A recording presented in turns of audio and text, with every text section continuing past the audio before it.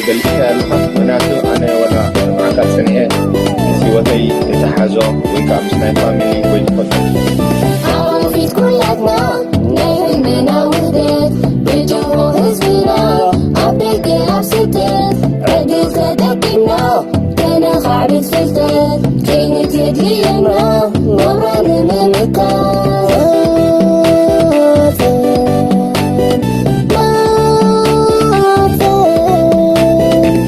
انت بكيسا نغلو تعقوف كتسكن كتك كسارة نعلوف ما انت بكيسا نغلو تعقوف بغلتو كله قصاته كمنا يا دماتن نغلو تترنا كتاتح بايتا ولدونا أمازن الصاتح حلنا نكتو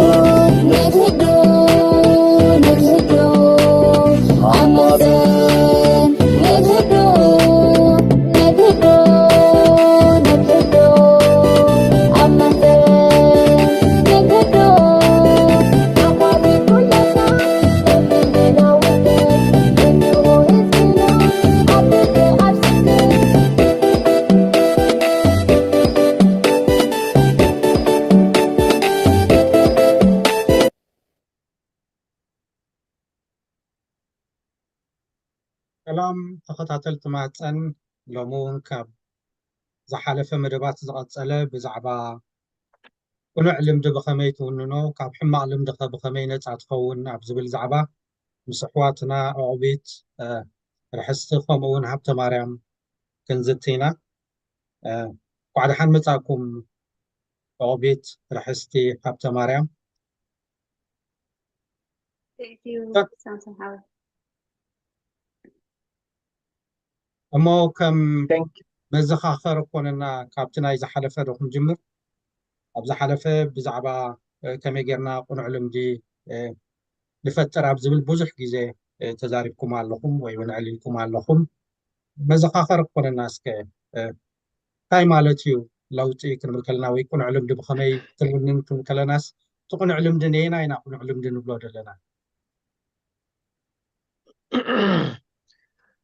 يغني لنا دكتور ويغنيهم تخاتلتنا سمع له خدي سمعك لنا أبو يا قرم لما خاني سالساي وان مسئنا لنا مالتي أب بحري وينابتي كنا بحرنا نمملاس لميدنا يتصنحنا حما وآلوتاوي لمدتات أو جيدنا نابتو قنوع لمدي كما جيرنا نمسك كالتاكزي عليلنا نيرنا لذي مسرتو ውሽጣዊ ምስልና ውሽጣዊ ነፀብራዕና እቲ ተፈጥራዊ ናህና ናይ ሰብ ሰብኣውነት ወይ ሞራሊ ዝኾነ ካራክተር ባህሪ ሒዝና ክንከይሲ እንታይ እንተገበርና እዩ ናብኡ ዝወስደና ምናልባት ተበርቲዑ ኸ ከመይ ክነቃልሎ ንኽእል ኣብ ምቁራፅ ገለ ይመፅእ ዝብል ኣብ እኒና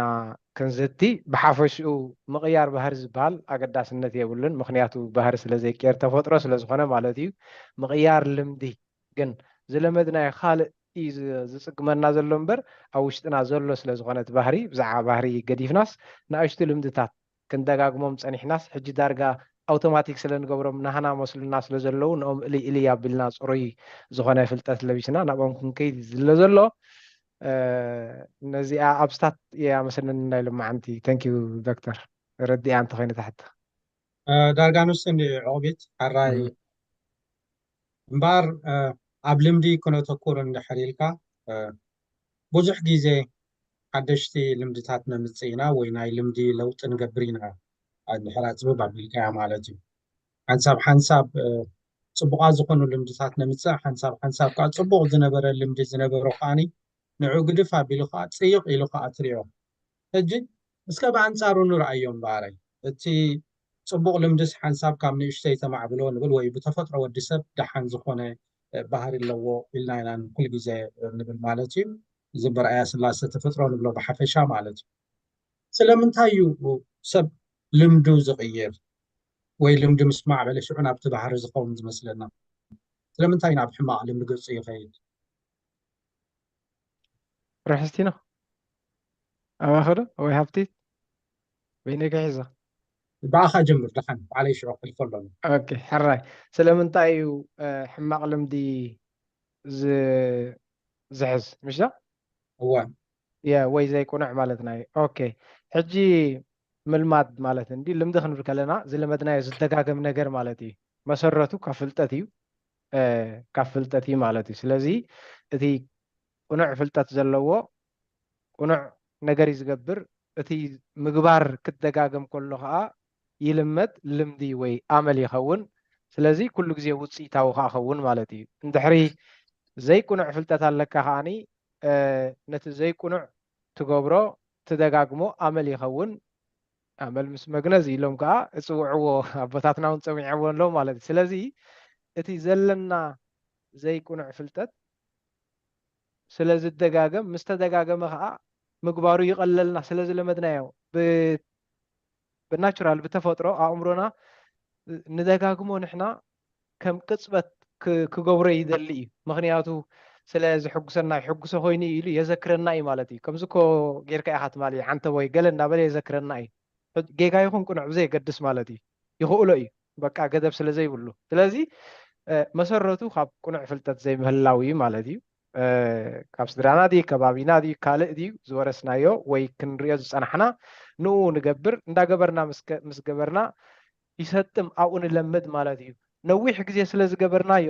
ከምዚ ይጠማጠም ሽግር ዝደራረበካ ወይ ሕማም ዝደራረበካ ንኽትኣልዮ ጊዜ ዝወስድ ሽዑ ክትገድፎ ነዊሕ ከም ማዕረ ዝገበርካዮ እዩ ማለት እዩ ነዊሕ ክወስድ ክእል እዩ እንድሕር ዳ ቁንዕ ፍልጠት ወይ ድማ ናቱ ስትራቴጂ እንድሕር ዳ ዘይፈሊጥካዮ ማለት እዩ ስለዚ መሰረታ ኣብ ፍልጠት እያ ይብል ኣነ حرا يغبيت عب رحس خايد مسلاني نبعلو تلمد نبلو دلنا حدا أكاتع عينت كالم دي كل جزء من الباش لمد مستوى على لون بحر خونه خوليو تبحر خاش عسب تلاليو مالتي زخم زعينت بحر اللي زرع سرع عندي زرع سفران عندي زرع قلم دي زبحال كملالي يمتصيو اجي مسرتو زي يكون علم دسات نبلو دلنا وكام زيهم عينت لمدات زيهم من الباش سرك خونه خولي حسود خونه خولي مسا خونه خولي حشش خونه خولي استفل عليه نقرأ من الباش استفل عليه زخونه نناتهم مخنيات كلهم خولي جنب بحفش عطرنف من الحراب لنا حستي كابي يوم دمنشو سلامتاين اب كم زعينت لمدات سبات زخونه እሺ ዶክተር ቴንክ ዩ እያ ከምዚ ሓፈሻዊ ኣብቲ መጀመርያ ክጅመር ከሎ ዝኾነ ልምድታት ብዋዛ ዋዛ እዩ ዝጅመር ከምዚ ክጅምሮ ከለኻሲ ንዝኾነ ነገር ንሕማቕ ይኹን ንፅቡቕ ብተደጋጋሚ ዝግበር እንተኮይኑ ከምቲ ዝሓለፈ ዝበልናዮ ናይ 21 መዓልቲ ክሳብ 91 መዓልቲ እንተኮይኑ ናትካ ይኸውን መለለኺ ኢኻ ከዓ ከም ትብሎ ፀናሕካ ናይ ስርቂ ዘለዎ ብከምኡ ይፅዋዕ ወይ ከዓ ሽጋራ ስሕብ ተሃልዩ ሰብ ከኣሲ ወላ ስሙነ ጌርካ ክርድኦ ዘይክእል እንተኮይኑስ እቲ ሽጋራ ሰቲ ከምዚ ኢሉ ገለ ከም መፀውዒ ወይ ከዓ ከም መለለይ ገለ ይወሃበና እዩ ሓፈሻዊ ገለገለ ልምድታት ንኣብነት ናይ ሽጋራ እንተወሲደ ኣብቲ መጀመርያ ብፍላይ መንእሰያት ኮይንካ ኣብቲ ናይ ፅልዋ መዘና ገለ ዝበሃለሉ ግዜ ክጅምርዎ ከለዉ ከምዚ ናፅነት ከም ዘለዎ እቲ ሰብ ንምርኣይ ገለ ኢሉ ምሽ ይጅምራ ድሓር ግን ሽዑ ብፅልዋ መዘና ክኸውን ይኽእል ወይ ከዓ ምናልባት ሓሪፍ ከተብለው ትኽእል ትኸውን ወይ ከዓኒ ኣብ ዙርያኻ ዘለው ሰባትካ ከባቢኻ ዘለው ሰባትካ ብጣዕሚ ኣገዳሲ ማለት እዩ እንታይ ዓይነት ፅልዋ ክሕድሩልካ ይኽእሉ ሕጂ ብከምስታት ዝተጀመረ ናፅነት ወይ ከዓ ከምዚ ምዕባለ ዝኣመሰለ ናይ ሽጋራ እንተወሲደ ማለት እዩ ካብኡ ክገድፍዎ ምስ ደለዩ ግን ብጣዕሚ ኩሉ ሰብ ይሽገር ኣብዚ ናፅነቶም ተኸሎም ሽዑ ዋጋ ጥዕናኻ ገንዘብካ ብዙሕ ነገርካ ወላ እቲ ክትገድፎ ደሊኻ ኣለኻ ክትገድፎ ዘይምኽኣልካ ከማን ባዕሉሲ ርእሰ ተኣማንነት ናትካ እየጉድለ እዩ ማለት እዩ ሕጂ ሓፈሻዊ ልምድታት ምሰለለናዮም ዘይቁንዓት ዘይፅቡቃት ምዃኖም ምስ ፈለጥና ክንቅይሮም ኢልና ኣብ ንብገሰሉ ብጣዕሚ እዩ ዋጋ ዘኽፍለና ክንጅምሮ ከለና ግን ብዋዛ ዋዛ ብፅልዋ መዘና ብሸለልትነት ዝመፀ ሱሩ ምስ ሰደደ ኣይቀየርን እዩ ትፅቡቕ ነገር ግን እንተኣሚንና ክንቂሮ ከም ንኽእል እንተኣሚንና እንተተበጊስና ኦፍ ኮርስ ዋጋ ይኸፍል እዩ ግን ፅቡቕ ነገር ከዓኒ ክትቅይሮ ትኽእል ወይ ክትገድፎ ትኽእል ምዃንካ ከዓኒ ዝዓበየ ደስ ዝብለኒ ናዕከ ርሕስቲ ማለት እዩ ቴንኪዩ ሕቶ ተረዲእያ እንተኸይኑ ኣራይ ርሕስቲ ወብትክክል ተረዲእኪ ኣለኺ ትመልሱ ዳርጋ ንሱ ይመስለኒ ከምዚ ድበልክዮ እቲ ናይ መዘና ፅልዋ ኣሎ እቲ ሓንሳብ እውን ፅቡቕ መሲልካ ናይ ነገረ መንእሰይ ኢልካ ትጅምሮ ድሓረይ ዘኽፍለካ ዋጋታት ብዙሕ እዩ ሃብተ ማርያም ናባኻ ክኸይድ ምናልባሽ እዛ ርሕስቲ ዝበለታ ነገር ውስኸላ ነገር ተለካ ክውስኸላ ትኽእል ኢኻ ስለምንታዮም መንእሰያት ኣብ ከምዚ ዘየድሊ ልምድታት ዝኣትዉ ዝብል ማለት እዩ ግን ኣብ ርእሲኣ ሓንቲ ሕቶ ክውስኸልካ ንዓኻ ኣብ ደገይና ዘለና መናእሰያት ኢኹም ትፅቡቕ ነገሩ ከማኹም መንእሰያት እውን ትሪኡ ኣለኹም ብዙሓት ሕጂ ኣብ ከመይ ደረጃ ኣለዉ መንእሰያት ናብ ደገ ዘለዉ ኣነ እኳ ቁሩብ ሽንግል እንዳበልኩ እንደ ዝኸይድ ዘለኹ ማእከላዊ መግለፂ ይፅጋዕ ኣለኹ ሕጂ እስከ ንገሩና እዞም መንእሰያትና ስኒ ኣብ ከመይ ኩነታት ኣለዉ ኣብ ደገ ብፍላይ ምስ ልምድታት ርኢና ማለት እዩ ሕማቕ ልምድታትን ፅቡቕ ልምድታትን እንብሎም ነገራት ኣብ ደገ ሕማቕ ብዙሕ ከጋገየካ ዝኽእል ነገር ኣሎ ተተጠቒምካ ኣለካ ብዙሕ ፅቡቕ ከዓ ነገር ኣሎ እሺ ማለት ብክልተ ነገር እየ ዝሪኦ ኣነ ብሓፈሻ ማለት ሕማቕ ኣሎ ክብል ኣይክእልን ክንደይ ብሉፃት ስለ ዝርኢ ፅቡቕ ኣለውን ክብል ኣይክእልን ማለት እዩ ሓፈሻዊ ግን ማለት ኣብቲ መንእሰያት ኣብዚ ካብ ዝሪኦ ኣነ ማለት እዩ እቲ ፅቡቕ ከም ዘለዎ ኮይኑ እቲ ሕማቕ ጎድኒ ንብሎ ግን ናይቶም መንእሰያት ማለት እዩ እቲ መበገሲ ማለት እቲ ውሽጣዊ ሓርነት ወይ እውን እቲ ኣብዚ ዝገጥመካ ነገራት ማለት ትፅበዮ ነገር ትፅቢታት ዝበሃል ነገር ኣሎ ወይ ከምዚ ናፅነት ኣለኒ ዝብል ነገር ስለ ዘሎ ማለት ንሱታት ስለ ዘሎ ማለት ናብ ሕማቕ ክስታይ ይኸይድ ኮይኑ ይረኣየኒ ማለት እዩ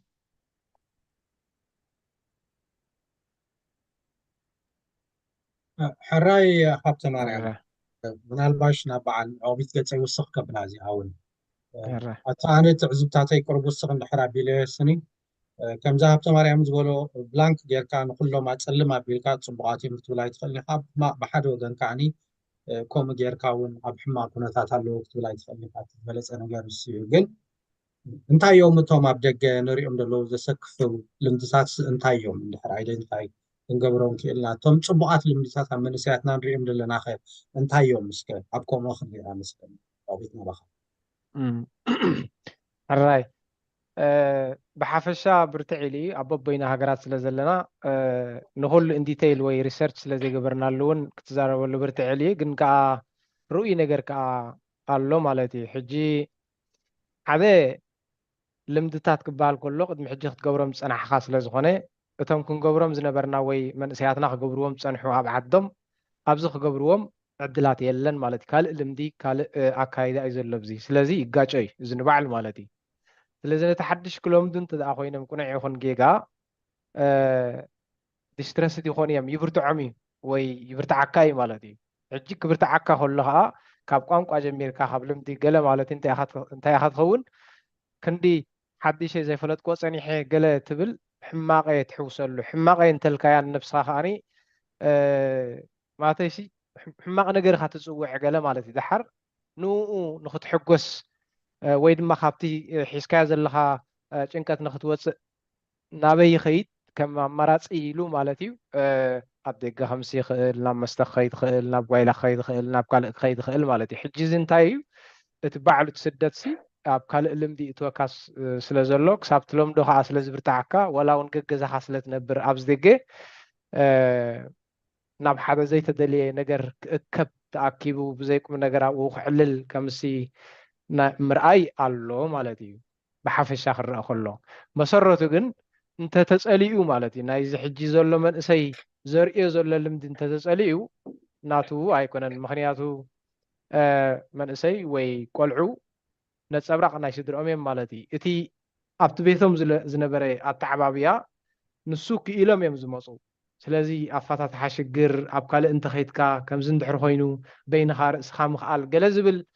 سلازي تصنحهم نتات تصنحتهم يا مالتي قال انت تقاقي خاص قبل قال مغطكات قالت راح تنيرو حجي تمكرو ساينه بركان مالتي خمس مشالو نشتي ديكتاتورشيب ولا تجزاس قال نيرو ايو بمسرته ناوط راح زخيدا يكونن كمي عبي كاون ناب حتى زملسي مالتي ريسيرش زدلي مالتي مبردو قم نجر زنبر التعاب يعني يروي إزبل مالتي سلازي زحقوس هايكونن تمليس كحجي كتكسس كاين برنيو حجب زلو خانه اب زي كولا عدي اب برتع زبله وي زي حقوسني ماسي حماق لم دخم زلك ام تاخت فلطو وصيت اونتاو ነገር ውጽኢት አይበካኒ ሓጎስ አይበካኒ ናብ ጭንቀት ናብ ዓስዓስ ናብ ፀርፊ ገለ ይዘምርሓልካ ስለዚ ከምዚ ኢለ ክነብር ኣይክእል እኔ እንታይ ክገብር ኣለኒ ኢሉ ንባዕሉ ሓቲቱ ነፍሲ ወከፍ ሰብ ንክልወጥ ክጅምር ኣለዎ ማሲ በቃ ናብ ፍልጠት ክኸይድሲ ክጅምር ኣለዎ ምክንያቱ ካልእ ኣላይ ስለ ዘይብሉ ማለት እዩ ብሓፈሻ ክንሪኦ ከለና ከም ህዝቢ ሲ ኣወንታዊ ዝኾነ ኮሚኒቲ ወይ ድማ ተርእዮ የብልናን ስለዚ ነፍሲ ወከፍ ሰብ ክሓትት ይግባእ ኮይኑ ይስምዓና ኣነ ማለት እዩ ንእሽተይ ይኹን ዓብዪ ይኹን ሕጂ ኦሮማይ ወፂኡ ስለ ዘሎ ርእሱ ስለ ዝኸኣለ ነቲ ሕቶ ናብ ገዛ ነብሱ እንታይ ኮይነ ዘይሕጎስ እንታይ ኮይነ ዘይሰማዕ እንታይ ኮይነ ድላይ ስእን ዘለኹ ኢሉ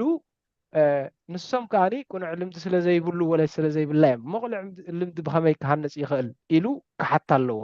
ሕቶ እንተልይዎ ሓደ ሰብ መልሲ ስእንን እዩ ምክንያቱ ዝኾነ ሰብ ክነግሮ ክእል እዩ ኣብ ዝኾነ ቤት ትምህርቲ እውን ክረኽቦ ክእል እዩ ዝብል መመለስኳ ዶክተር هو عقبيت ብዙሕ ኣገዳሲ ነጥብታት እኒ ካልዒልካ ምናልባሽ ሓደ እቲ ኩነታት ናይ ስደት እቲ ዝገራጮ ባህር ኣሎ ቋንቋ ኣሎ ምናልባሽ እውን ኣብ ገለገለ እውን ናይ ዕቑባ ሕቶ እውን ናይ ባዕሉ ክብደታት ኣለዎ ሕጂ ምናልባሽ ኣብቲ ባህሊ እዚ ካልቸር ሾክ ካልቸር ኮንፍሊክት ዝበሃሉ ነገራት ኣለዎ እዚ ናይ ባህሊ ምግጫው ሓንሳብ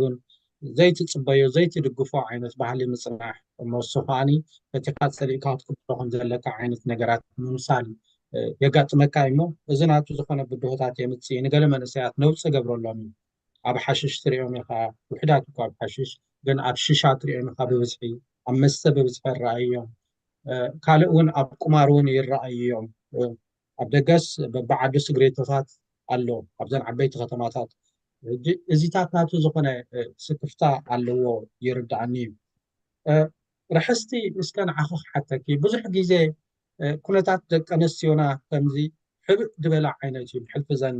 ኣብ ደገ ዘለዋ መንእሰያትና እዚ ብደገ ትሰምዖ ዋዕዋዕታ ገለ ገዲፍካ ግን ተን መንእሰያት ኣበይ ኩነታት ኣለዋ ደቂ ኣንስትዮ እንታይ ብድሆታት ኣለወን እስከ እንታይ ኣብ ከመይ ልምድታት ኣለዋ ሰብ ፅቡቅ ልምድታት ዘማዕብልኦ ነገር እንድሕር ኣሎ እንታይ እዩ ምናልባሽ እውን ስክፍታታት ዝፈጥር ነገር ተሎ ክንመሃረሉ ተለና ክንዓልዮ ተለና ኩነታት እንድሕር ኣለኸ እንታይ እዩ እስከ ከም ጓል መጠን እንታይ እሺ ያ ከምዚ ኣዝየን ብሉፃት ዝኾና ደቂ ኣንስትዮ ኣለዋ ኣርኣያ ክኾናና ዝኽእላ ሓፈሻዊ ክሪኦ ከለኹ ግን እቲ ኩነታት ናይ ደቂ ኣንስትዮ ኣብ ከመይ ደረጃ ኣሎ ዝበሃል መሰረቱ እቲ ኩሉ ግዜ ድሕሪ ባይታኻ እንድዩ ፅልዋ ዘለዎ ኣብቲ ትኸዶ ቦታ ይኹን ኣብ ዝኾነ ሕጂ ሓፈሻዊ ክንሪኦ ከለና ብዘየገድስ ነወዳት ይኹን ነዋልድ ከምዚ ቀሊል ነገር ኣይኮነን ኣብ ሓደ ኩላትና ዝበዝሐ ስደተኛታት እዩ ንዛረቦ ዘለና እቲ ኣብ ስደት ዘሎ መንእሰይ እዩ ሕጂ ዝሓለፍ ዝነበሮ ኣተዕባቢ ኣሎ ብዙሕ ነገራት ከምዚ ድሕሪ ባይታና ማለት እዩ ስደት ከዓኒ ሕጂ ክርኢ ከለኹ ከምዚ ስነ ልቦኑ ዝተጎድአ መንእሰይ መፅኡ እሞ ከዓ እቲ ምእማን ንባዕሉ ምሻሎ ዝኾነ ኣፍልጦ ቅርብ ክስታ ይኮነ ናይ ዋሕዲ ፍልጠት ይኽብሎ ዝኽእል ናይ እምሮ ፀገም ወይ ሕማም ክንብል ከለና ኣብ ኤርትራ ከምዚ እምኒ ዝድርቢ ሰብ ወይ ገለ ስለ ዝኾነ እቲ ወላ እቲ ስደት ሓሊፉ መፂኡ ናይ ባሕሪ ወይ ኣብኡ ዘጋጠሞ ነገራት ከም ደቂ ኣንስትዮ ኮና ይኮና ክለንሲ ንሓገዝ ድልዋት ኣይኮኑን ወይ ከዓኒ ከምዚ ከቢድ ኮይኑ ወይ ተነፅሎ ዝገጥመና ገለ ኮይኑ ስለ ዝስምዖም ኣብኡ ኣለዉ እቲ ፀገም ከም ደቂ ኣንስትዮ ክርኢ ከለኹ ሓፈሻዊ ብዛዕባ ድምፂ ምስ በልኩ መጀመርያ ሓደ ቆልዓ ሒዘ መፅየ ከም ድሌተይ ክምሃር ገለመለ ቁሩብ ሕጂ ውላድ ዘይብልካ ውላድ ከለከን ሓደ ይኮነን ሕጂ ሽዑ ግዜ ክርኢ ከለኹ ነተን ከይወለዳ ዝመፃ ደቂ ኣንስትዮ ብጣዕሚ የቕናኒ ነይረን ምክንያቱ እሳተን እቲ ዕድላት እቲ ባይታ እቲ ኩሉ ነገራት ኣለዎን ከምዚ ኣብዚ ዓዲ ወይ ኣብ ናይ ስደት ሲ ምስ ኩሉ ሓጎፅ ጎፁ ሲ ነቲ ዘለዎ ቻሌንጅ እንተቢልካዮስ ባይታ ኣለካ ነቲ ስኻ ትደልዮ ነገር ንክትከውን ማለት እዩ በቲ ፅቡቅ ሳይዱ ክሪኦ ከለኹ ሕጂ ንሰን የቕንኣኒ ገለ ብጣዕሚ ከም ዕድለኛታት ገለ ገይረይ ይቐርፀን ነይረ ምክንያቱ ስደት ምስዳድ ፅቡቅ ኣይኮነን ተሰዲዱ ኣብቲ ዝደልዮ ቦታ ዘይበፅሐ ሰብ ስለ ዘሎ እቲ ዝበፅሐ ሰብ ክትርኢ ከለካ ሲ ከም ፅቡቅ ዕድል ወይ ፅቡቅ ኣጋጣሚ ስለትብል ኣብ ንኣሽቱ ዕድመአን ክርኢ ከለኹ ኣብ ሓዳር ኣብ ውላድ ኣብ ገለ ክበፅሕ ከለካ ብጣዕሚ ሕማቅ ይስምዐኒ ነይሩ ከም ርሕስቲ ማለት እዩ ምክንያቱ ኣነ ቆልዓ ሒዘሲ ከም ድሌተይ ክመሃር ከም ድሌተይ ክሳይ ክገብር ከም ዘይክእል ወይ ከዓ ወላ እውን ንባዕሉ እቲ ንቆልዓ ዘድለይካ ግዜ ኣሎ ንሓዳር ዘድለይካ ግዜ ኣሎ በይንካ ትኮይንካ ግን ናትካ ፎካሳት ትምህርቲ ኣብቲ ስራሕካ እዩ ሕጂ በዚ ሳይድ እዚ ክሪኦ ከለኹ ኣብኡ ምእታወን ገለመለ ፅቡቅ ኣይስምዐንን ነይሩ በቲ ሓደ ወገን ክትርኢ ከለካ ኣብቲ ሓዳርካ ንዕውት ሓዳርካ ኣይትርእን ኢኻ ሕጂ ኣብቲ ብወለዶም ወይ ብዓበይቲ ኣሕዋቶም ክእለይሉ ክመዓድሉ ዝግብኦም ግዜ ተሰዲዶም እቲ ሓጎፅ ቅፅ ናይቲ ሂወት ተሰዲድካ ከዓ ንሓላፍነት ናይ ነብስካ በይንካ ትወስድ ብስለት የድለይካ እዩ ንባዕሉ እቲ ኩነታት ምሻሎ እቲ የእምሮና ሲ እንታይ ዓይነት ነገራት እዩ እንዳርኣየ መፅኡ እንታይ ዓይነት ኣጋጢሙና ኣብ ስደት ኣብ ጉዕዞ ሂወተን ኣብ ዓመት ዘጋጥመን ብዙሕ ነገራት ኣሎ ብሓፈሻ ብጣዕሚ ሓቂ ዘረባ ከምዚ ልብካ ዝሰብር ነገራት ገለ ተሰሚዕካ ገለገለ ብሓፈሻው ግን ንኩሉ ምስ ኩሉ ቻለንጁ ኣነ ኣብዚ ዝወለዶ እዚ ብጣዕሚ ዓብይ ዝኾነ ሬስፔክት እዩ ዘለኒ ወላድ ኣኒ ኣብቲ ክርከበሉ ዝግብኦ ቦታ ዘይርከብ ብዙሕ መንእሰይ ሃለወና ናትና ከም ኮሚኒቲ ካኒ ናትና ዕዮ እዩ ኢለ እየ ዝኣምን ምክንያቱ ሓላፍነት ዝስከመሉ ኣቦኑ ኣደን ዘይብሉ ወለደቲ ኮይኑሲ ኦረዲ እቲ ድሓን ዝኾነ ሰብ ዘሎ ምስ ኩሉ ነገራቶም ምስ ኩሉ ጉድለታቶም ምስ ኩሉ ወልፍታቶም ንሕና ክንሓቅፎም ተዘይክኢልና ንሕና ኣብ ቦትኦም ኣቲና ክንርድኦም ተዘይክኢልና ከምዚ ኣብ ዓድና ኣፀያፊ ነገራት ዝበሃል ኣብዚ ገብርዎ ተሃልዮም እቶም ኣብ ኤርትራ እውን ካልእ ሰብ እውን ምስ ወለዱ ኮይኑሲ ኣብኡ ምተረኸበ ነይሩ እዩ ግን ኣብዚ ዓዲ ዘሎ ነገራት የለን ኣብኡ ስለዚ ኣብዚ ምህላዎም ኣብ ከምኡ ነገራት ክወድቁ ዝኽኣሎም ሲ ሪዝን ኣለዎም ምክንያት ኣለዎም ኦፍኮርስ ከምዚ ናይ ምምራፅ ምርጫና ናትና እዩ እቲ ክመርፅ ዝግብኦ ብጣዕሚ ብሉፃት ዝኾኑ ምስቲ ኩሉ ቻለንጅን ኩሉ ናይ ስደት ጎዕዞን ሓርጎፅ ጎፅን ሓሊፎም ብዙሓት ኣርኣያ ዝኾኑ መንእሰያት ኣለዉ ብጣዕሚ በቃ ከምዚ ደስ ዝብለኒ ከምዚ ምሻሎ ዓብይ ሞራል ዝስምዐካ መፅሓፍቲ ክፅሕፉ ዝጀመሩ ንመንእሰያት ምሕጋዝ ተዋፊሮም ዘለዉ ብሉፃት ዝኾኑ መንእሰያት ኣለውና ናይ ኩላትና ሓላፍነት ተዋፂና ካሲ ነቲ ድሕሪ ሕጂ ንከይወድቕ ከም ኮሚኒቲ ናትና ሓላፍነት ኣለዎ እቶም በቢ ዘለዎ ወፂኦም ኣብ መፅሓፋት ኣብ ምፅሓፍ ኣብ ዝተፈላለዩ ኮርሳት ኣብ ምውሃብ ዘለዉ ካኒ ክቕየር ከም ዝኽእል ካኒ ሚእቲ እምነት ኣለና ማለት እዩ ቴንኪዩ ኣብዚ ሕልኩም ሰሪ እዋ ርሕስቲ ብዙሕ ነገራት ተንኪፍቲ ብጣዕሚ ኣገደስቲ ነጥብታት እዮም ሓደ እቲ ናትና መንእሰይ ዝተበደለ መንእሰይ እዩ ኣብ መገዲ ጀሚርካ ብዙሕ ሽግር ዝረኸበ ኣብዚ ምስ መፀ እውን ገሊኡ ቤተሰብ ዘይረኸበ ኣላይ ዘይረኸበ ገሊኡ ትሕቲ ዕድመ ድመፀ እዩ ስለዚ ኣብ ትሕቲ ዝኾነ ምኽንያት ክትወሶ ዘይትኽእል መንእሰይ እዩ ከመይ ጌርካ ክትሕግዞ ኣለካ ከመይ ጌርካ ናብ ዝለዓለ ክትብፅሖ ኣለካ ኢልካ ክትሓስበሉ ትኽእል ጥራሕ መንእሰይ እዩ ሕጂ እቲ ካልእ ኣገዳሲ ሕቶ ወይ እውን እታ ቀንዲ ናይ ሎሚ ዛዕባና ከዓ ምስ መፅኣና ሕጂ እዚ ኩሉ ንብሎ ዘለና ነገራት ኣሎ ዝተሃሰየ መንእሰይ ኣለና ኣብ መንጎ መንጎ ከዓኒ ፃዕራም በሊሕ ኣርኣያ ዝኸውን መንእሰያት ከዓ ኣለውና ሕጂ ብፍላይ ነዞም ቁርብ ድሕር ኢሎምና ኣለዉ እንብሎም መንእሰያት ክልወጡ እንደልዮም ኢና ወይ በቲ ሓደ መዳይ ክንመፅእ ከለና ፅቡቅ ዝኾነ ልምድታት ኣማዕቢሎም ኣብቲ ዝሓሸ ደረጃ ሓላፍነት ክስከምሉ ዝኽእሉ ደረጃ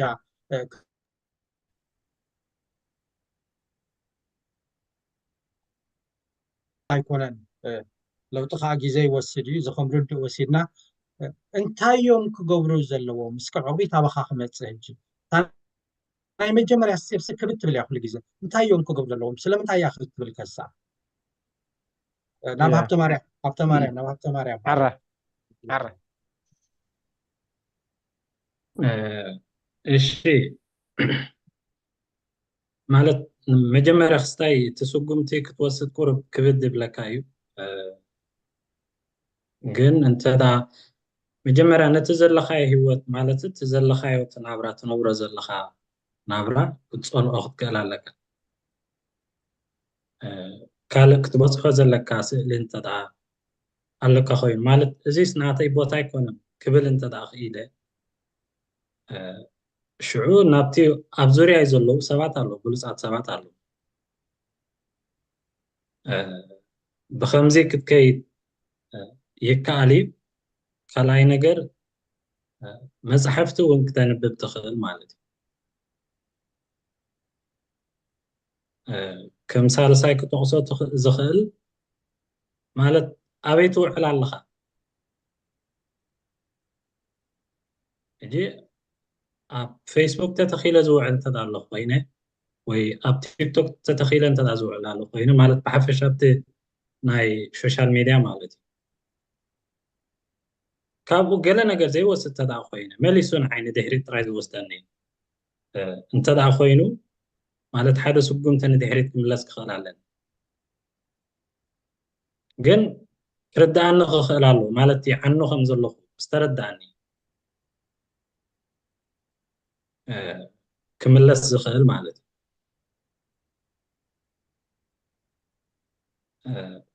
ካልእ እቲ ትወስዶ መፅሓፍቲ ንኣብነት የቕረታ ዞም ናይ ልበወለድ ገለ መለ ኣነ ከምዚ ሃልወሳ ኮይኑ እዩ ዝስማዓኒ ንዓይ ማለት እዩ ማለት ከም ናህና ብፍላይ ሕጂ ከምዚ ናይ ስነ ልቦና ዓይነት መፅሓፍቲ ትወስድ ዝበለፀ እዩ ክሓትት እውን ኣለኒ ማለት ኣብ ዙርያና ኣለዉ ብሉፃት ሰባት ዘንብብ እንተዳ ኣሎ ኮይኑ እንታይ ዓይነት መፅሓፍቲ ኢኻ ተንብብ ኣነስ ከንብብ ደልየ እሞ በየን ክጅምር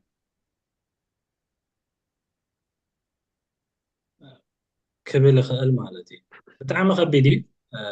እንተዘይተረዲእካ ወይ እውን ውሳነ ክትወስድ ትዳ ዘይክኢልካ ቁርብ ክብድ ይብል እዩ ኣብ መጀመርያ ማለት እዩ ኣራይ ሃብተ ማርያም እቲ ትብለን ዘለካ ተረዲእካ ኣለኹ መስለኒ ዘለዎ ተረዲእያ ተኮይኖ ማለት እዩ እወ ተረዲእካ ኣለካ እቲ ዘለዎ ናብራ ሓዲሽ ስጉምቲ ንክወስዱ ስኒ እቲ ዘለዎ ናብራ ክፀልዎ ኣለዎም እዚ ናተይ ኣይኮነን ክብልዎ ኣለዎም ካብኡ ክብገስ ኣለዎም ኢኻ ትብለን ዘለካ ድሕሪኡ ኣብ ከባቢኦም ዘለዎ እቲ ዝውዕልሉ እቲ ዘንብብዎ መፅሓፍቲ ንሱ ኣብ ግምት ክእትው ኣለዎም ምናልባሽ ትጥቀምሉ ልበወለዳት እውን ገሊኡ ሳይኮሎጂካል ዝኾነ ልበወለዳት ስለ ዘሎ እሱታት እውን ኣብ ግምት ክእትው ኣለዎም ኢና ንብል ኣለና ዕቑቢት እስከ ነዚ እንደገና ኣባኻ ክወስዳ እየ ኣራይ ወላ ኣነ ቁርብ ክኣትዋ ከማን ደስ ኢላትኒ ፀኒሓ ቴንኪዩ መጀመርያ ኣነ ከም መሓላልፋ ቀዳመይቲ ከም መሓላልፋ ዝደሊ እዞም መንእሰያት ብሉፃት እዮም ማለት እዩ እቲ ዝተወስዶም ኣብ መገዲ እቲ ዝኸፈልዎ እቲ ዝገደፍዎ ሰብ ዝሃቦም እዩ መምህር ዝሃቦም እዩ ገለ ዝሃቦም እዩ ንሶም ኣይኮኑን ንሶም እቲ ኣነ ዘብሎም ኣሎ ምስኦም ኣእምሮኦም ምስኦም ኣሎ ዓይኖም ምስኦም ኣሎ ሓንጎሎም ምስኦም ኣሎ ጥበቦም ምስኦም ኣሎ ምናልባት ሰልዲ ተወሲድዎም ይኸውን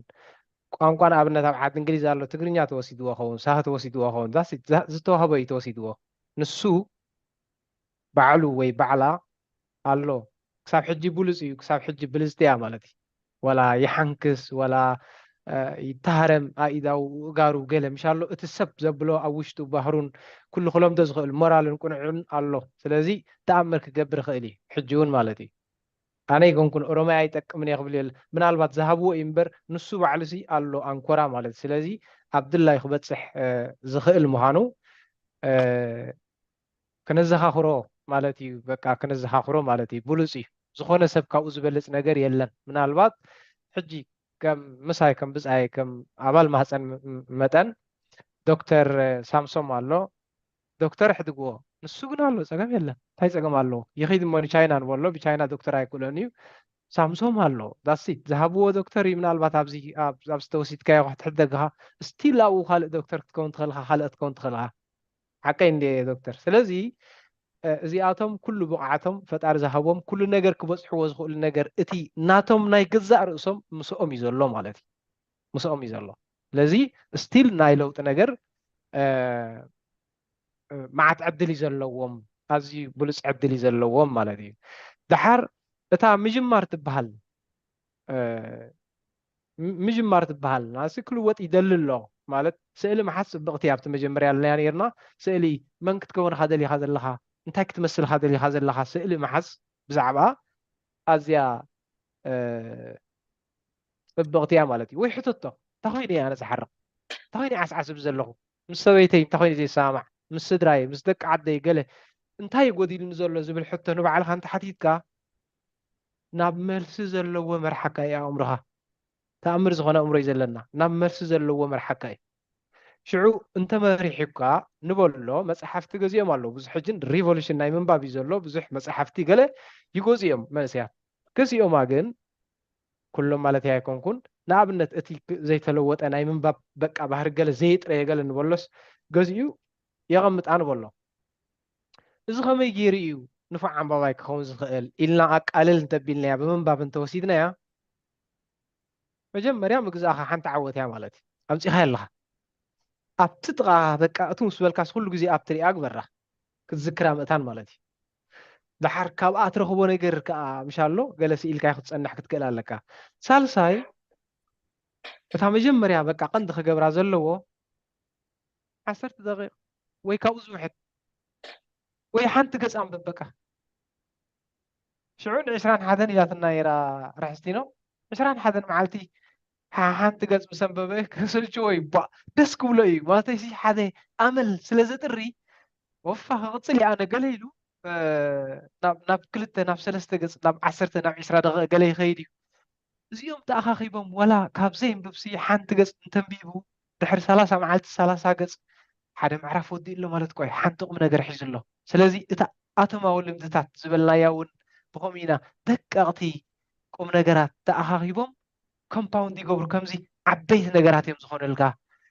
ኣቕሊልካ ይትርኣዮም ነቲ ሎም ዝገበርካዮ ንእሽተይ ነገር ኣቕሊልካ ይትርኣዮ ተደሚሩ ሲ ሂጂ ገጅፍ እዩ ዝኸውን ማለት እዩ ስለዚ ስታርት ሲምፕል በቃ ኣቕሊልካ ጀምር ማለት እዩ ምንባብ እንተኮይና ንኣብነት ሓንቲ ገፅ ምኻት እንተኮይና ጫማ ጥራሕ ግበር ናይ መጉየይ ሲ ስኽኢልካ ሽዑ ተዛዊርካ ምፃ ፀገም የለን ግድን 5 ኪሎ ሜትር 10 ደቂቕ ገለ መልኣይ ትበል ገለ ማለት እዩ ሕጂ ኣቕሊልካ ምርኣይ ጅማር የተባብዓካ እዩ ምክንያቱ ስለዘየቋረፅካዮ ዋው ጅግና አንተ ወይ 10 ደቂቕ ክወፅእ የልካ ጌርካዮ ከዓ ንፉዕ ይብለካ እዩ ኣእምሮኻ ሕጂ ናይ ምትብባዕ ነዝዒ ወይ እንታይ እዮም ዝበሃሉ እዞም ሆርሞንስ ይመፁኻ ግበሮ ዳግማይ ገለ ይብሉኻ ማለት ስለዚ ኣቕሊልካ ትኽእሎ ምጅማር ማለት እዩ ሲምፕል ዘይብርትዓካ ምጅማር ቁልፊ ኮይና ትስማዓኒ ዶክተር እንድሕር ሒዘ እያ ሒዝካ ኣለካ ፅቡቅ ጌርካ ኦቢት ዜርካ ስኒ ክትጅምር ክትክእል ኣለካ እቲ ለውጢ ዝሓሰብካዮ ኣብ ተግባር ክትገብሮ ክትክእል ኣለካ ሕጂ እንድዩ ምናልባሽ ዜርኩም ምሰን ጥርንፍ እንዲኹም ተብልዎ እንደለኹም ካብቲ ማርያም ክትፀልኦ ኣለካ እቲ ዘለካዮ ናብራ ናተይ ኣይኮነን ክትብል ኣለካ ኢሉ ነይሩ ኣስተንትኖ እንዲሱ ሕጂ ክትፀልኦ እንድሕር ጀሚርካ እዚስ ኣነ እዚ ኮንኩን ተስፋኤ እዚ ኮነን መፃኤ እዚ ኮነን ኢልካ ምስ ሓሰብካ ድሕሪኡ ዝመጽእ እቲ ለውጢ እትደልዮ ነገር ወይ እቲ ልምድታት ተማዕብሎ እትደልዮ ነገር እዩ ማለት እዩ። እዚ ከዓኒ እታ ናይ መጀመርያ ስጉምቲ ብጣዕሚ ወሳኒት እያ ከምዛ ዝበልከ። ምክንያቱ ምድላው በይኑ እኩል ኣይኮነን። ነዳሊኻ ኣብ ተግባር ተዘይጌርካዮ እሱ እኩል ኣይኮነን። ሕጂ እታ ቀዳሚት ስጉምቲ ክትከዳ ኣለካ ዝበልካያ ወሳኒት እያ። ከባድ ክትከውን ትኽእል እያ፣ ግን ሓንሳብ ምስ እተኻያ ዘይከኣል ነገር የለን ምስ ግዜ መስለኒ እየ ዝብል እያ ርሕስቲ ኣባክስከ ትመጽእ ኩሉ ግዜ ከምዚ ዝበልናዮ ለውጢ ቀሊል ኣይኮነን። ብሕልፊ ኣእምሮኻ ክትሓስቦ ከለካ እዛ ሽጋራ ንክገድፍዋ ሰባት ክንደይ ከም ዝቃለሱ ንፈልጥ ኢና። እቶም ዝገደፍዋ ከዓ ኣንታ ከምዚ ኣደ መሰለትን ነራ ቀላል ነራ እዚኣ ብሰሙን ክልተ ሰሙን በትኻ ኣቢለ ገዲፈያ ዝብሉካ ከዓ ትሰምዕ ኢኻ። ሕጂ ዜርካ ኣብ መጨረሻ ግን ትግርጭት ዝበሃል ነገር ኣሎ ማለት እዩ። ሓደ ነገር ልምዲ ክተፍጥር እንድሕር ኮንካ እቲ ዝነበረካ ልምዲ ኣብ ገለ እዋን ክልሕፀት እዩ ማለት እዩ። ሚእቲ ብሚእቲ እኳ ተዘይከደስ ክልሕፀት እዩ። ንኣብነት ከምዛ ዝበልካ ዕቑቢት ናይ ንግሆ ሙግያይ ልምዲ ክተጥር እንድሕር ኮንካ እታ ደቂስካ ሰልፍዳ ነበርካስ ክትገድፋ ኢኻ ማለት እዩ። ሕጂ እዚ ዓይነት ግርጭታት ይመጽእ እዩ ማለት እዩ። እዚ ከዓ ንደቂ ሰባት ብዙሕ ግዜ ዘፍርሖም ኮይኑ ይመስለኒ። እንታይና እስከ ክንገብር ዘለና ብሓገዝከ እቲ ሰብ ብሉፃት ሰባት ኣለዉ ንብል ኣለና። መናእሰይ ኣለኹም ኣብዚ ካልኦት እውን ኣለዉ። ብዙሓት ንኣሽቱ ትካላት እውን ኣለዋ ንከምዚታት ከተባብዓ ዝብገሳ ማህፀን ሓንቲ ካብአን እያ ናብዚ ዝኣኪብና ኣለና ንሕና። እዞም ትካላት እዚኦም ንመንእሰያት ፅቡቅ ልምዲ ናብ ምምዕባል እንታይ እዮም ክገብሩ ዘለዎም? ሓንቲ ኣብነት ምናልባሽ ክህበከ ወይ ኣብ ባዕለይ ከይውድኦ እምበር ትማሊ ሓደ ዓርከይ ደው ኢሉ ስኒ ስለምንታይ ኢና ናይ መእከባ ሓደ ፎርም ዘይንገብር ወላ ብንዳሻህ ድዩ ወላ ብገለ ድዩ ሓንቲ ሰንበት እሞ ንገብር መንእሰይ ኣብ ኣመፅእ መፂና ዕሊልና ተኻቲዕና ብዛዕባ ልምድታት ከመይ ጌርና ጥዑይ ንገብር ከመይ ጌርና ንተሓጋገዝ ኢልና ዘይንዛረብ ዘዝመፀ በኣ ከምኣ ገብር ካብ ኣብ እንዳሻሂ ኣብ እንዳሽሻ ኣብ ገለ ዝውዕል ሰብሲ ክንደይ እኳ ለውጢ መምፅአት ኢልኒ። ሕጅስ እዞም መናእሰይስ እንታይ ኢኹም ክትገብሩ ዘለኩም? እዞም ትካላት ዘለዋ ክሕግዛ ዝኽእላስ እንታይ እዮም ክገብራ ዘለዋ? ብሓፈሻ እንታይ ክንገብር ኣለና ፅቡቅ ልምዲ ንምምዕባል? ያ ቴንክዩ። ፅቡቅ ልምዲ ንምምዕባል ከምዚ ሓፈሻዊ ከምዚ ሃብቲ ማርያም ሓውና ክብሎ ዝፀንሐ ነቲ ዘለካዮ ነገር እንዲኻ ክትፀልእ ዘለካ ብሓፈሻ ኮ ንፀልኦ ኢና። ብዙሕ ነገራት ኣሎ ከምዚ ደስ ዘይብለና ወላ ክትገብሮ ከለካ ዘይርደካ ሞ ውፅኢቱ ምስ መፀ ግን ትጣዓስ ብጣዕሚ ትጣዓስ ማለት እዩ። ሓፈሻዊ ክቱር ድሌት ከምዚ ክህልወካ ኣለዎ ንክትቅይሮ ምእማን መጀመርያ ማለት እዩ። እቲ መሰረታዊ ነገር ግን ሓደ ነገር ኣሎ በቃ ኩላትና ናይ ብሓቂ ነቲ ጀመርናዮ ኣሚንና ነቲ ዝኣመንናዮ ከዓ ቀፃልነት ክህልዎ ኩሉ ሰብ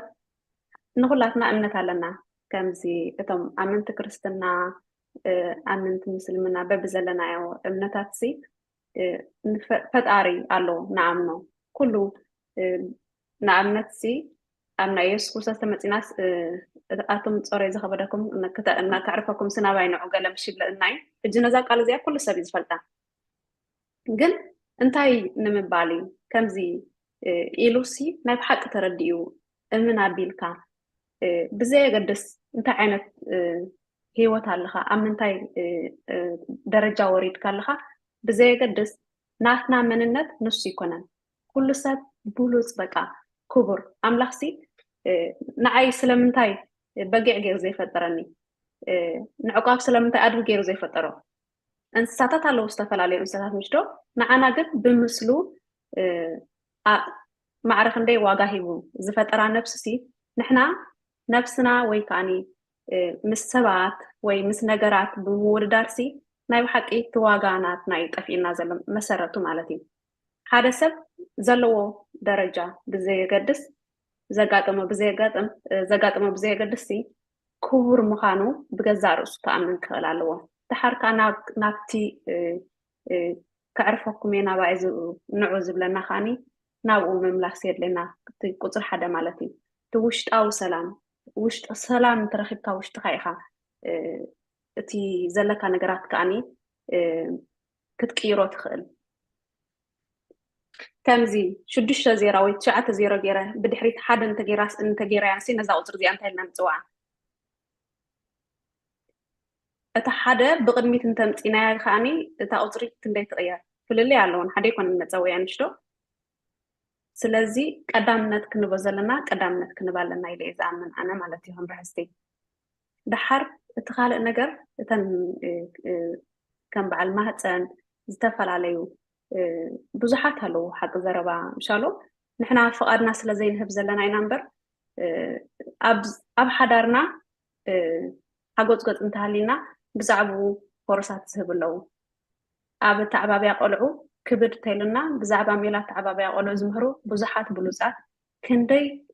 سدرابيتات ካብ ዓዘቕቲ ዘውፅኡ ክንደይ ሰብ ነቲ ዘለዎ ፍርሒ ኩላትና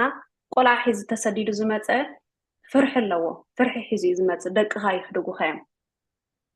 ደቅኻ ይሕድጉኻ እዮም ጥራይ ተባሂላ ስለምንታይ እዮም ደቅኻ ዝሕድጉኻ ኢሉ ዝሓትት ሰብ የለን እታ ስለምንታይ እዮም ደቅኻ ዝሕድጉኻ ዝብል ሕቶ ተተሓቲቱ ግን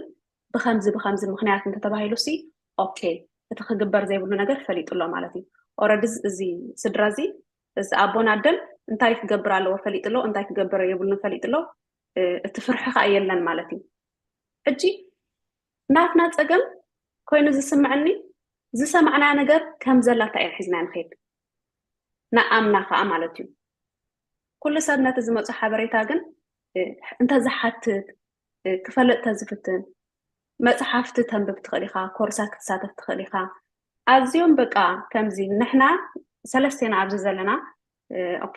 ዕቋቢኖ ኣብዚ ምሳኹም ስለ ዘብል ትፈልጥዎ ትኾኑ ኢኹም ኣነ ንዕቋብ ኣብ ናይ ርእሰ ርክበት ናይ መምህር ኣኽሊሉ ትምህርቲ እየ ዝፈልጦ ኣዝዩ ብሉፅ ዝኾነ ሓዊ ክንደይ መንእሰያት ከዓኒ ዝቕይር ዘለዎ ሰብሲ ኣብኡ መፂኡ ዋጋ ነብሱ ምስ ፈለጠ ርእሰ ርክበት ዝበሃል መን ምዃንካ መን ኢኻ ንስኻ መንነትካ ምስ ፈለጥካ ጥራይሲ ውህበት ከም ዘለና ፀጋ ከም ዘለና ኩሉ ሰብ ከዓኒ ብዕላማ ከም ዝተፈጠረ ብዙሕ ነገራት ክንገብር ከም ንኽእል ኣሚኑሲ ብዙሕ ሰብ ብጣዕሚ ከምዚ ቅዱስ ቅን ዝሕድሩልካ ብሉፃት ኣለዉ ኣብ ውሽጥና ንፈልጦም መማህርትና ማለት እዩ ሕጂ ኣብ ናትና ኮሚኒቲ ዘይፅቡቕ ነገር ዘይቁኑዕ ነገር ኣሎ ሰብ መርገፂ ናቱ መርገፂ ኣለዎ ኣነ ከም ርሕስቲ ናተይ መርገፂ ኣለኒ ኣብ ናይ ዕቋብን ሃብትሽን ነዛ ናተይ መርገፂ ተዘይተቐቢልኩማ ከተኽብሩ ኣለኩም ናይ ዕቋብን ናይ ሃብትሽን መርገፂ እንተዘይተቐቢላ ተኽብረሎም ኣለኒ በብዝኣመናዮ 6-9 ኮይነንሲ ፊት ንፊት ኮይናስ ኣነ 9 ይብል ኣለኹ ኖ እዚኣ ርሕስቲ 6 እያ ዝብለኒ እንተሃልዩሲ ክልቴና ቁንዓት ኣለና በብዝኣመናሉ ማለት እዩ ሕማቕን ፅቡቕን ዝበሃል ነገር የለን ባዕልና ንህቦ ነገር እዩ ስለዚ ከምዚ እዝታት ነገራት ኣለዎ ከም ኮሚኒቲ ሲ ኢዱን ጓንትን ከልና ዘሎ ነገራት ኣለሊናሲ ምሕው ኣቢልካ ምጉሓፉ ነቲ ዘሎ ከዓ ብዘይ ኣገድስ እንታይ ዓይነት መርገፂ ኣለዎ እንታይ ዓይነት ክስታይ ኣለዎ ሰብ ምዃኑ ኤርትራዊ ምዃኑ ዓብይ ነገር እዩ ሰብ ምዃኑ ጥራይ ከማንሲ ብዘይ ኣገድስ ሰብ ብርኣያ ስላሴ ዝተፈጠረ ምዃኑሲ በቲ ሰብኣውነትና ክሕገዝ ዝግብኦ ሰብ ክንሕግዝ ንኽእል ኢና ሕጂ እቲ ዘሎ ነገራት ግን ሒዝናዮ ዝመፀና ወይ ከዓኒ ክትመሃር መምህርካ ንባዕሉሲ ኣብ ክላስ ተጋጊኻ ከምዚ ዝፀርፈካ ትኮይኑ ዘዋርደካ ትኮይኑሲ ሰብ ሓሳቡ ክገልፅ ኣይክእልኒ ኣብ ውሽጢ ዝተሰምዖ ነገር ከብል ኣይክእልኒ ሕጂ እንታይ ንኸውን ናትና ቁኑዕ እዩ ብዘይ ኣገድስ ናይ ካልእ ሰብ ቁኑዕ ሕጂ ምስ ሰብ የጋራጭወኒ እዚ ከምዚ ሒዘ ዝመፀኺ ማለት እዩ ነቲ ናይ ሰብ ዘለዎ ካልእ ኣረኣያ ወይ መርገፂ ዘለዎ ሰብ ንኸይቅበሎ ሕጂ ይከብደኒ ኣብዚ መፂኻ ግን ከምኡ ከምዘይሰርሕ ኩሉ ነገር ርኢና ኣለና ሕጂ እቲ ሰብ ራሕስቲ ሶሪ ያ ኮኔክሽን ጠጠው ኢላ ትካንስለኒ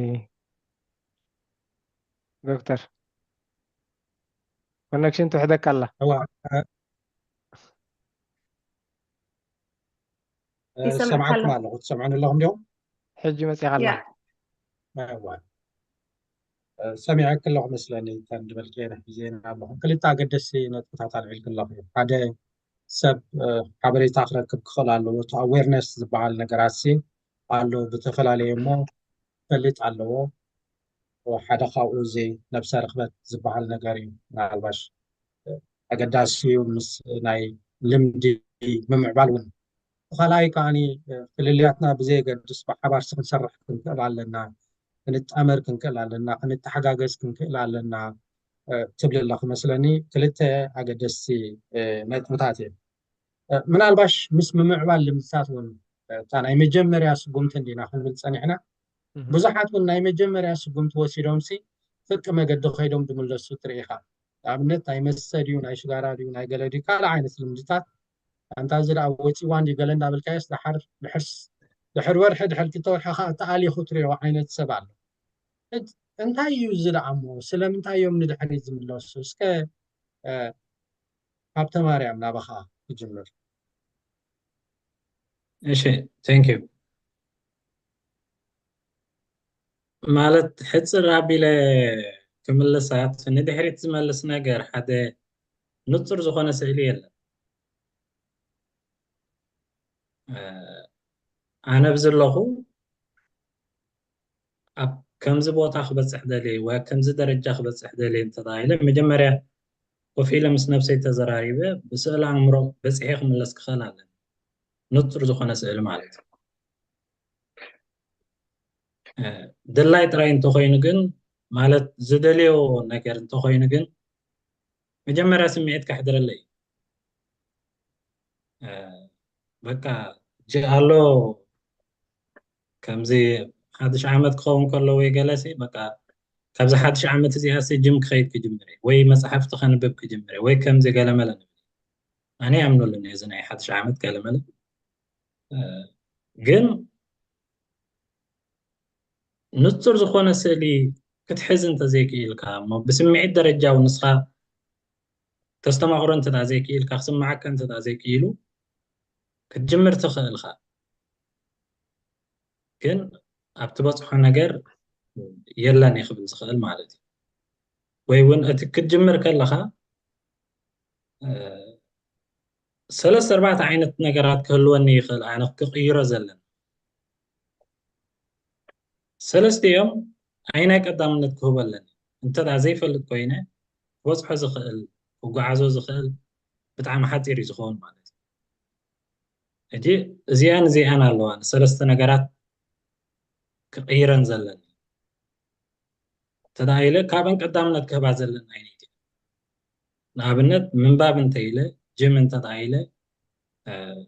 ሳልሰይቲ ንኣብነት ኣብ ስደት ስለ ዘለና ወላ ቋንቋ እንተዳኢለ ካብ ሰለስቲአን ሲ ዓይነይቲ ቀዳመይቲ ክትመፅእ ኣለዋ ወይ ዝበዝሐ ግዜ ክህባ ዘለንስ ዓይነይቲ እያ ነቲ ኣሎም እንተዳ 3 ሰዓት ሂበያ ንኣብነት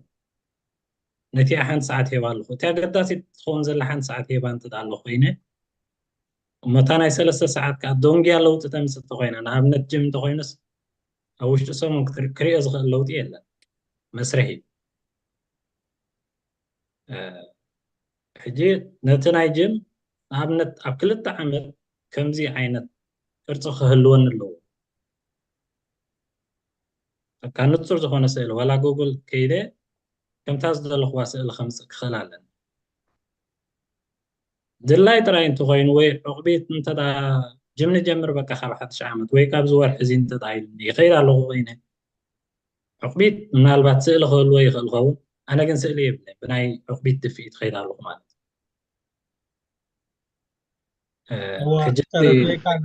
ሃብተ ማርያም እጀማምራ ስኒ ውርዲት ክኸውን ኣለዎ ናትካ ዝኾነ ናትካ ፕላን ክህልወካ ኣለዎ ናትካ ዝኾነ ናይ ንጥፈታት ስእሊ ክህልወካ ኣለዎ ናትካ ዝኾነ ናበይ ከም ትበፅሕ ክትፈልጥ ኣለካ ነዚ ኩሉ ክህልወካ ከዓ ናትካ ዝኾነ ከዓኒ ተወፋይነት ወይ ኮሚትመንት ክህልወካ ኣለዎ ሓድሽ ወይ ዝኾነ ፅቡቕ ልምዲ ክትማዕብል ከለኻስ ገዛ ይኮነን ተዳሊኻ ክትኣትወለካ ኢኻ ትብለና ዘለካ ፅቡቕ ነገር እዩ ምናልባት ሕቶኻ ብግቡእ ተተረድያ ናታ መልሲ ፅቡቕ ኣለካ ጥራሕ ክንትርጉማ ኢና ዶክተር ያው ከላ ሕጂ ብዛዕባ ራእይ እንዲ ተዛሪቡ ሃብተ ማርያም ሕጂ ረኣይ ዘይ ንጹር ክኸውን ንጹር ስእሊ ክህልወካ ኣለዎ ሕጂ ረኣይ ማለት እዩ ክብት ክብል ይኽእል እዩ ንበሎ ኣብ ናብራና ኣነ ባሕርን ዓድን ኣብ ዓዲ ብግዜ ክረምቲ ኣብ ግዜ ሓጋይ ንባሕሪ ትኸደሉ ክልተ ዳርጋ ኣብ ክልተ ቦታ ዝሕረሰሉ ቦታ ገለ ዓብየ ቀደም ስድራና ንባሕሪ ክንከይድ ከለና እንታይ ገብሩ ነይሮም መስለካ ገና እቶም ኣቦታትና ኣበይ ናበይ ክኸዱ ኣለዉ ሲ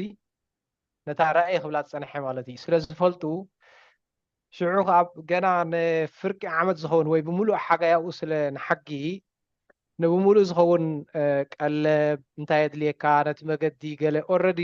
በፂሖሞ ተመሊሶም እዮም ብኣእምሮኦም ማለት ስለዚ ተቀራሪቦም እዮም ዝኸዱ ማለት እዩ ንኣብነት ቆልዑ ኣለና ገመል ክህሉ ኣለዎ ኣድጊ ክህሉ ኣለዎ ኣልዒሉ ስለ ዘይክእለና ባሕሪ ከብፅሓና ስለ ዘይክእል ሰብኣይ ኣሃ ቆልዓ ሰበይቲ መግቢ ገለመለ ገለ ኣሎ ስለዚ ኣፍራስ ወይ ኣብዑር ወይ ኣግማል ክህልዎ ኣለዎም ተደኺምና ማለት እዩ ዳሲት ምቅራብ ባህል እዚ ምቅራብ ሰብ ፅቡቅ ተቀራሪቡ እንተትሪኦ ኣለካ ክበፅሑ ምዃኑ ይነግረካ እዩ ሕጂ እታ ስለምንታይ እዮም ዘቋርፁ ትብል ሕቶ ኣብ ናይ ምቅርራብ ፕሬፓሬሽን ዝገበርዎ ገምጋም እዩ ጌጋ ዝኸውን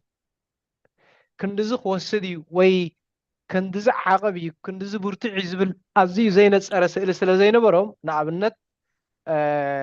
ብርቱዕ ይሽከሙ እሞ ነዊሕ ምስከትካ ትደክም ኦፋ እዚ በቃ ኣይከውንን እዩ ኢልካ ትምለስ ማለት እዩ ቀዳማይ ነዞም ሰባት እዚኣቶም ምናልባት ሕጂ እውን ዝቃለስ ዘሎ ከቕየር ኢሉ ንሓደ ነገር ኣመል ክገድፎ ኢሉ ዝቃለስ ዘሎ እሞ ዝሰልቸዎ ህልውና ኾኑ ሳና ሰምዕ ሕሉ ኣብታ ናይ ምስልቻው ቦታ እንተበፂሑ مش ቁልቁል ኣሎ ንኣብነት ሓደ ጎቦ ወሪድካ ቁልቁል ውርድ ኢልካስ ሩባ ምስ በፅሓኻ ክንዲ እቲ ዝወረድካ ቁልቁል ዝኸውን ዓቐብ ትርኢ ዛሲት ሕጂ ኮንግራቹሌሽን እዚ ገለ ዕምባባ ይክገዝ ዘለዎ ፍርቂ መገዲ በፂሑ ኣሎ ማለት እዩ ንኻም ፍርቂ መገዲ ምስ በፅሓኻ እትስምዓካ ሕጂ ክንድታ ዝመፃ ጥራሕ ተሪፋቶ ከም ዘላ ክትሪኦ ከለካ ዓቐቢ ክትሪኦ ገለ ከምዚ ብኣእምሮኻ ዓቐቢ ግን ኦልሬዲ ነተን ክሳብ ሕጂ ዝኸደን ጥራሕን ተሪፎንኦ ዘለዋ ስለዚ ክታብ ኣሃ ኣብታ ሕሉም በፂሐ ፍርቂ በፂሐ ኢሉ ሽዑ ይክሕጎስ ዘለዎም እምበር በታ ስምዒት ከዝልቕ የብሉን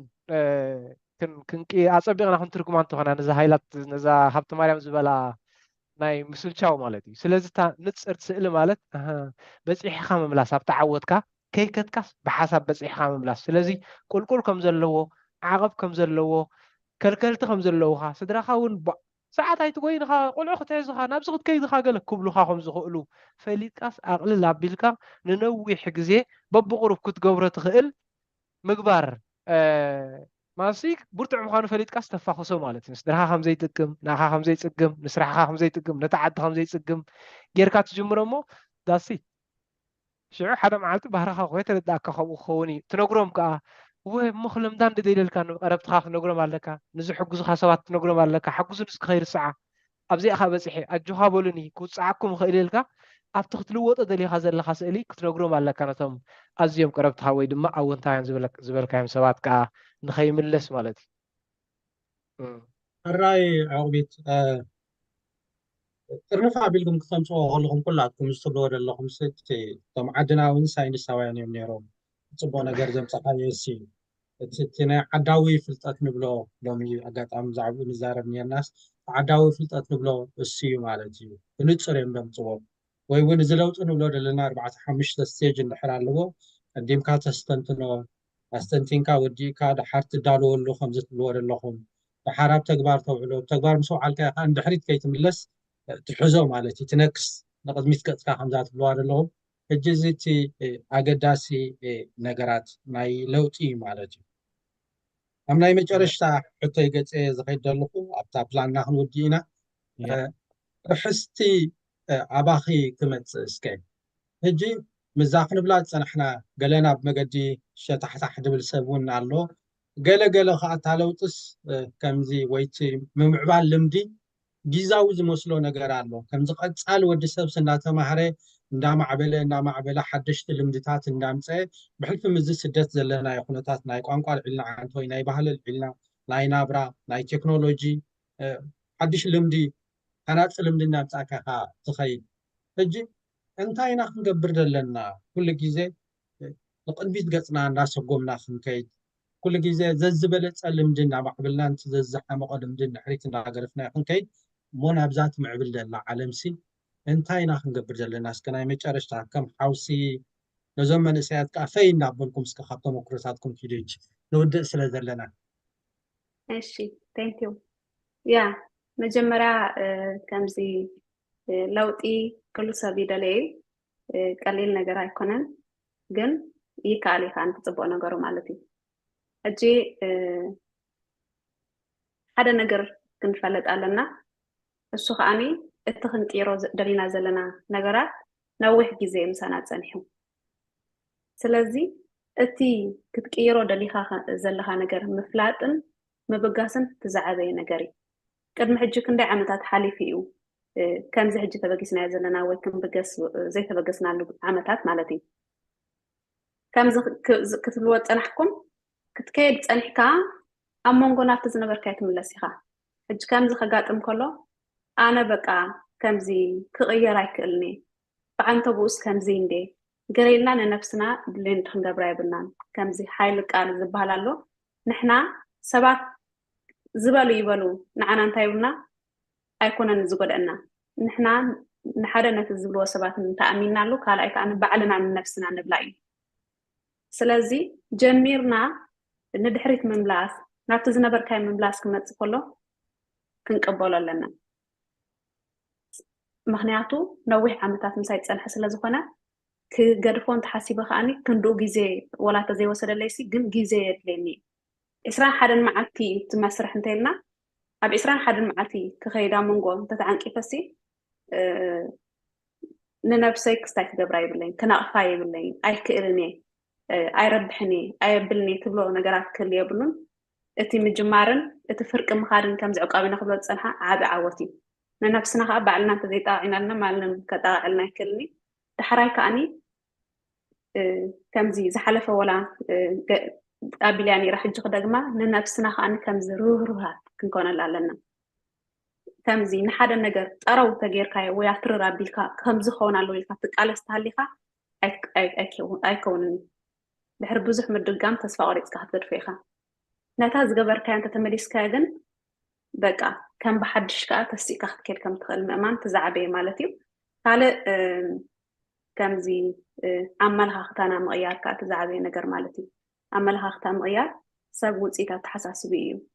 ሰብ ውፅኢት ርድኢት እዩ መጠንቲ ዘለና ኣመለኻኽታን ኣረዳድኣን ኢና ከዓኒ ኣብ ተግባራዊ ዝመፅእ ማለት እዩ ስለዚ መጀመርያ ምልዋጥ ዘድልዮ ከዓኒ እቲ ኣመለኻኽታ ማለት እዩ ቁኑዕ ኣመለኻኽታ ክህልወና ኣለዎ ካብ ንሕና ከዓኒ ብፍላይ ኣብዚ ሕጂ ግዜ ንብዙሕ ሰብ ገዚእዎ ዘሎ እዚ ናይ ሶሻል ሚድያ ገለ እንድዩ ኣብ ሶሻል ሚድያ ከም ሃመማ ዲና ወላ ከም ንህቢ ኢና ከዓኒ ክንሓታ ኣለና ንነፍስና ከምዚ ምስትውዓል ከልየና ኣለዎ ከይተረድእካ ዘዘናግዐና እንዳመሰለ ኣብ ኣእምሮና ሪከርድ ዝኸውን ነገራት ግን ብዙሕ ሕማቕ ነገራት ኣለዉ ንዓና ከሰጉምና ንኸይንልወጥ ንኸይንዓቢ ኣሲሮም ዝሕዙና ማለት እዩ ኣብ ናይ እዚኣ መፅሓፍ ገዛ ርእስኻ ምፍላጥ እሲ ንኣእምሮስ ከም ኣፀደ ከም ጀርዲንካ ንሓደ ጀርዲን ሓደ ሓረስታይ ወይ ከዓ ንሓደ ጀርዲን ዘለዎ ሰብሲ ብጣዕሚ ነቲ ጀርዲን ዝከላኸሎ ሓሰኻ ከይመፅእ ዝኾነ ነገር ማለት እዩ ሕጂሲ ኣብኡ እንታይ ይብሎ ብዛዕባኡ እንዳገለፀ ከሎ ብናይ ኣፀደ ክስታይ ክምስላ ከሎ ነታ ኣእምሮሲ ኣነሲ ኢልዎ ኣብ ናትካ መፅሲ ከምዚ ኣሲድ ዓይነት ወይ ከዓ መርዛም ነገር እንተዝደፍእ ነይረሲ እንታይ ምገበርካ ኢልዎ ናተይ ናትካን ዝምድና ኣብዚ መብቅዕ ነይሩ ኢልዎ ብርግፅ ከዓኒ እቲ ኣብ እምሮና ከዓኒ ንሪኦ ንሰምዖ ንውዕሎ ኣብ ዙርያና ዘለው ሰባት ንዓና ዝብሉና ነገራት ከዓኒ ልክዕ ከምኡ ከምቲ ንጀርዲንና ክንከኸናኸና ክንዓልያ ዝግበአና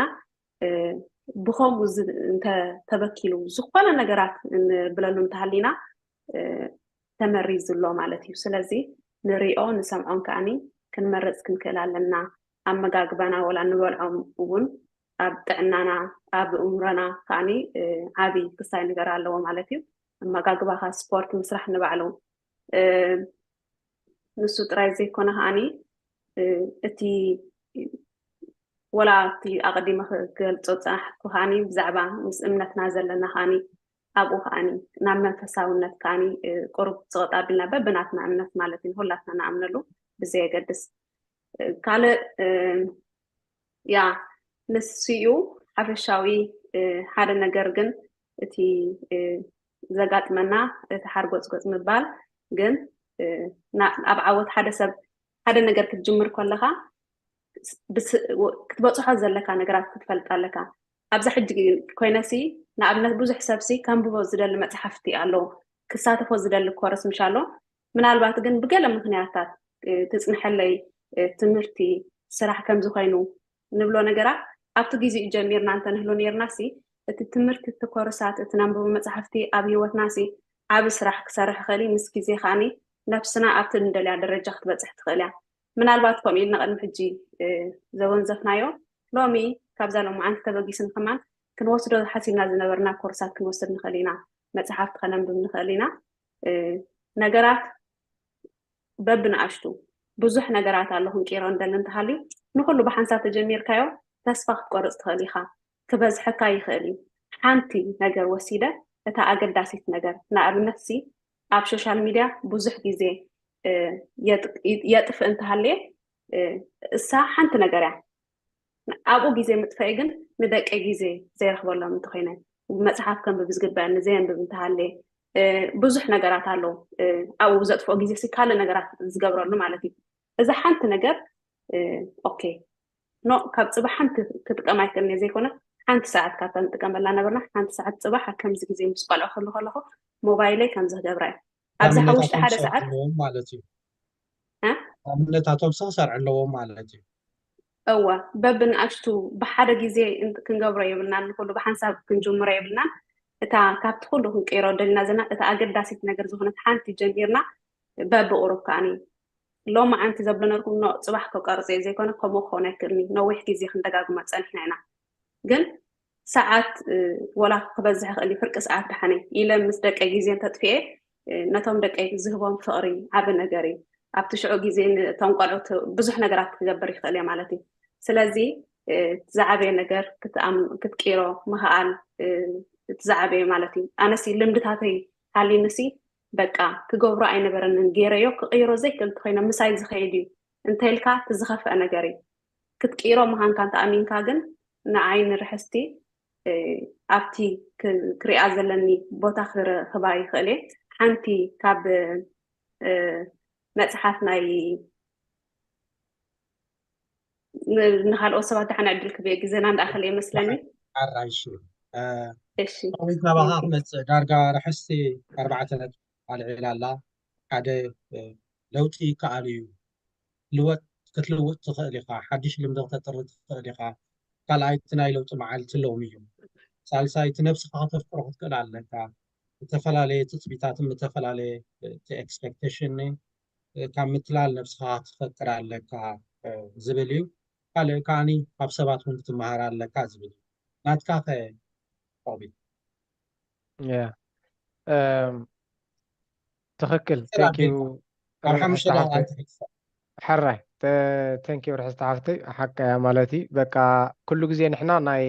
ناي تمهراي لبي كلنا لو مالتي كل جزء كاب سلمات ناب برهان كتوت مالت اب سلمات مو حسب الله حنت تدلي ነገር አላ እንተ ኮይናስ ብርሃን ክትርኢ ጥራሒ ማለት እዩ ሕጂ ብርሃን ካ ትምህርቲ ስለዚ ኩሉ ግዜ ናይ ፍልጠት ህርፋን ከሎና ኣሎ በኋላ ዝራ ፍልጠት ማለት ብርሃን እዩ እዚ ከተንብብ ኣለካ ንዝገዛእኻይ መጽሓፍቲ ከተንብቦ ክትክእል ኣለካ ኣነ መን እንታይ ይዕውት በቃ ዝብል ሕቶሲ ንገዛእ ነብስኻ ክትከውን ኣለካ ማለት እዩ እዚኦም ስእሊ ክቡኻ እዮም ማለት እዩ ኮርስ ድማ ስልጠናታት ምውሳድካ ኣዝዩ ሓጋዚ እዩ ማለት እዩ ኣብ ዙርያና ዝኾኑ ሰባት መሪፅና ከምዚ መግቢ መሪፅና ንበልዕ ክዳን መሪፅና ንገዝእ ኣብ ዙርያና ዝኾኑ ሰባት እውን ነቲ ክንጎዶ ዘደሊና ዘለና ዘካይድና ንኡ ዝድግፉ ክኾኑ ኣለዎም ማለት እዩ ፀሊእናዮም ማለት ኣይኮነን ነቶም ካልኦት ግን ኣትሊስት ሓይሊ ዝህቡ ማለት እዩ ናብኡ ምስኡ ዝሰማምዑ ክኾኑ ክኽእሉ ኣለዎም እቶም ሰባት ብኡ ክንቅፅል እንተደኣ ኮይኑ ማለት እዩ ካልእ ዘይፈለጥካዮ ክትበፅሖ ዘይትኽእል ብቕዓት ወይ ድማ ብልሒ ከም ዘለዎ ክግንዘብ ይደሊ መንእሰይ ማለት እዩ ንሱ በፍጹም ክቆፃፀሮ ዘይክእል ብልሒ ኣለዎ ኣብ ውሽጡ እዚ ክቕበር እዚ ናብ ትሕቲ መሬት ክኸይድ እዚ ሬሳ ክኸውን ጉባእ ኣይኮነን ንኣና እውን ይብድለና እዩ ዘሎ ዝኾነ ሰብ ማለት እዩ ነቲ ኣብ ውሽጡ ዘሎ ፀጋ ክበርና ሕሰቦ ዶክተር ሕጂ ዶክተር እንተዘይቢልካ ኣይተሐክምንኻ እንተዘይሓኪምካ ንሕና ኢና ንሓምም ስለዚ ዝኾነ ሰብሲ ኣብ ውሽጡ ዘሎ ንሕና ስለ ንበልዖ ክህበና ግቡእ እዩ ማለት ንፅበ ኢና ኩሉ ዓለም ይፅበ እዩ ዘሎ ማለት እዩ ስለዚ ናብ ፍልጠት ክኸዱ እየ ዝደሊ ማለት እዩ ፍልጠት ከዓ ወላ ኣብ ማፀን መፅኦም ኣነ ከም ዝደልየ ናይ ከም ዝደልየ እንተኢሎም እንተወሓደ እቲ መገዲ ክሕብሮም ክእል እዩ ማህፀን ማለት እዩ ኣጆኹም ዛሲት ኣነ ከም ኣንበልኩ ሕፅር ኣቢለ ኸይቲ ነውሓና ማለት እዩ ኣራይ ዕቑቢት ሓንቲ ዓባይ ነገር ወሲኽካሎም ኣለኻ ምስ መን ትኸይድ ወሳኒ እዩ መካየድ ድኹም ኣለልዩ ኢልካ ኣለኻ ኣብተ ማርያም ናባኻ ክመፅእ ሚት ኣለኻ ኣንሚት ክበራ ሓንቲ ዓባይ ነጥቢ ዕቑቢት እውን ኢሉ ኣብ ውሽጦም ዘለዎ ዓቕምሲ ብጣዕሚ ካብቲ ሰብ ካብቲ ክግምቶ ዝኽእል ንላዕሊ እዩ ዘሎ ኣብ ውሽጡና ማለት እዩ ሕጂ እትዮም ኣብ ላዕሊ ደረጃ በፂሖም ትብሎም ልዕሊኦም ክኸውን ከም ዝኽእል ክኣምን ክኽእል ኣለዎ እቲ ሰብ ማለት እዩ ሓንቲ ክብላ ዝኽእል ኣብዚያ ናይ ሓንቲ በውን ዕቑቢት ተቒስዋ ነይሩ እዚኣ ኣተማዊ ልምድታት ትብል 2 ደቂቕ ዝብል ሕጊ ኣለዎ በቃ ሕጂ ከም ናተይ ዓቕሚ ክኸይድ ኣለና ኣነ 2 ደቂቕ ኢሉ ኣሎ መፅሓፍ ሓንቲ ደቂቕ ደ ክኸይድ ወላ 5 ደቂቕ ከም ናተይ ክስታይ ክኸይድ ማለት እዩ ከም ተወሳኺ ሓንቲ በውን ርሕስቲ ተቒሳታ ነይራ ሓይሊ ቓል ብጣዕሚ እዩ ሓያል ማለት ምሸት ንፅባሕ ክገብሮ ዘለዎ ፕላን እንተዳ ፅሒፉ እሞ ብቃላቱ እንተዳ ክደግሞ ክኢሉ ፅባሕ ንግሆን ምስ ወግሐ ተንቃላት ክስታይ ኣይገብሮን